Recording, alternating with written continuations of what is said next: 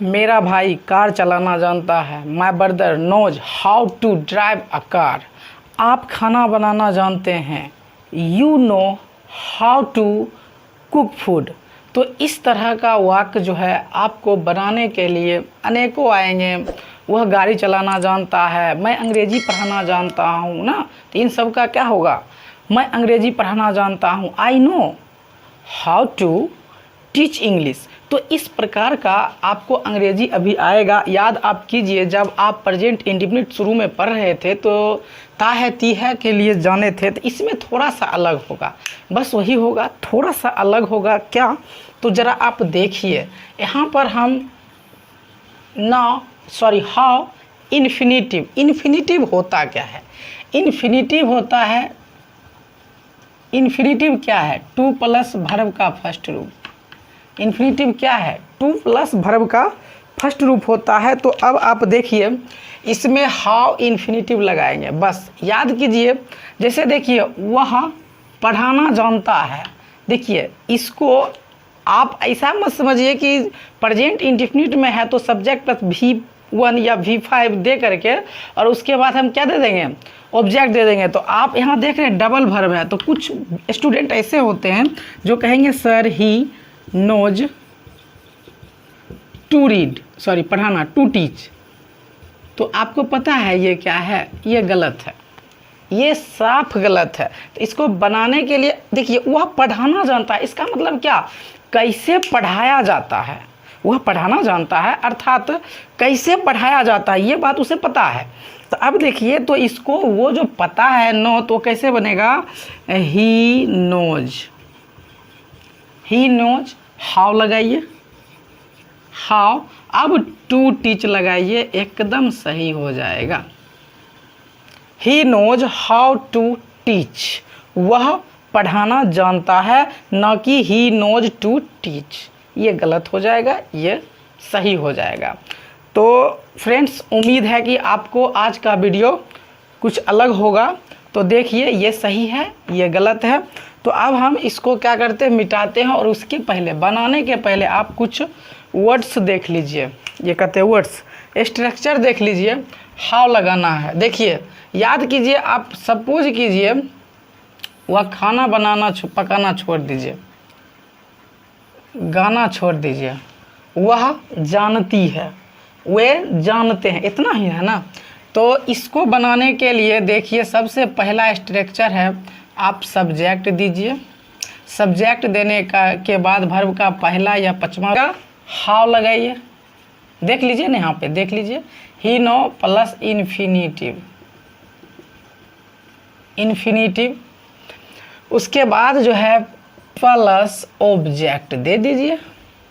याद कीजिए, निगेटिव का यहाँ इतना आप समझिए, इतना दूर तक आप क्या देते थे? सब्जेक्ट प्लस V1 या V5 plus object, present indefinite tense में, एफर्मेटिव सेंटेंस में। अब निगेटिव अगर आ जाए तो आप क्या दे सकते हैं?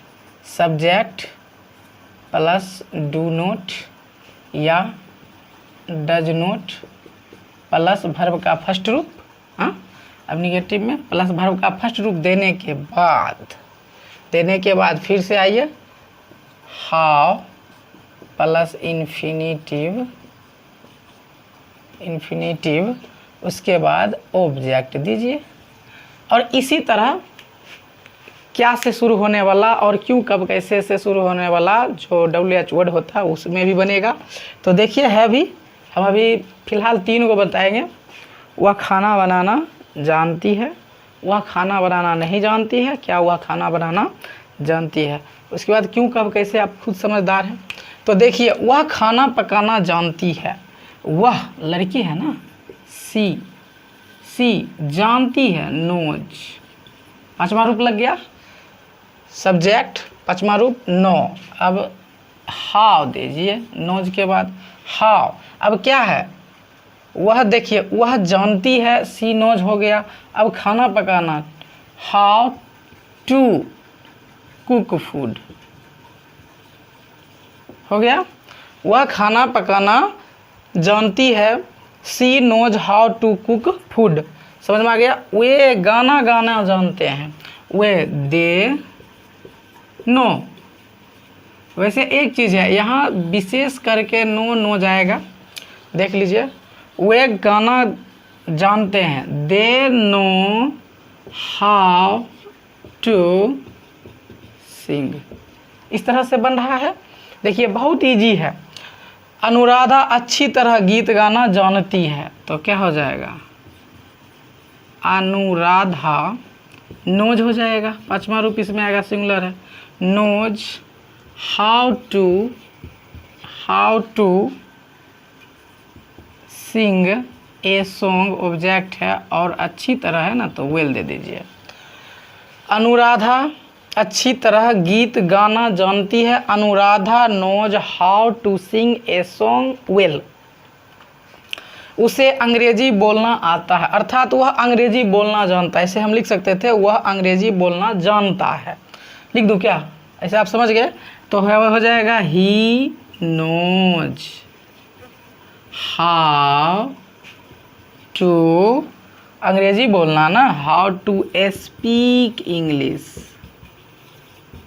वह अंग्रेजी बोलना जानता है, माने वह, उसे अंग्रेजी बोलना आता है। He knows how to speak English.